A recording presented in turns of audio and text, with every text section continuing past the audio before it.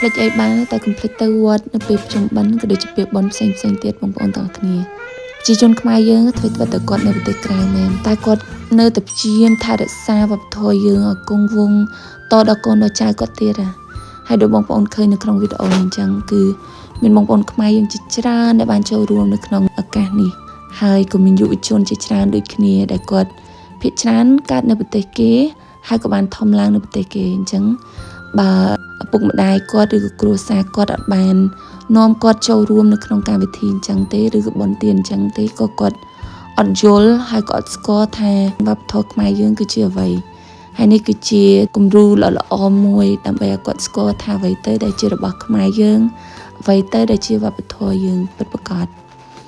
ហើយក្នុងនាមខ្ញុំដែលជាយុវជនម្នាក់ដូចគ្នាធំឡើងនៅប្រទេសគេខ្ញុំពិតជាមានការត្រេកអរមែនទែនដែរម៉ែខ្ញុំគាត់បាននាំខ្ញុំទៅវត្តធ្វើឲ្យខ្ញុំមានឱកាសស្គាល់អំពីវប្បធម៌យើងទំនៀមទម្លាប់យើងច្រើនជាងមុន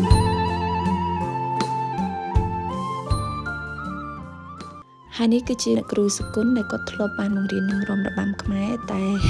ឈប់បកដាទីឥឡូវគាត់ឃើញខ្ញុំគឺគាត់បួនមាត់យកតែម្ដងបាយជួយសួរតែគ្រូស្អាតណាស់បងអូយសួរតែ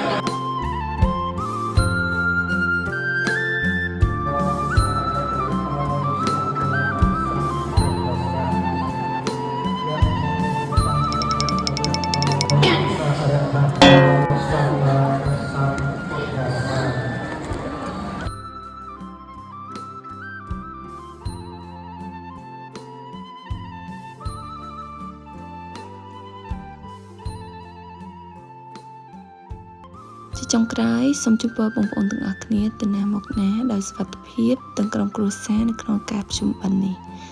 ហើយសង្ឃឹមថាបងប្អូនជួយចុចវីដេអូនេះដើម្បីឃើញវីដេអូខ្ញុំបន្តទៀតបងប្អូនអាចចុច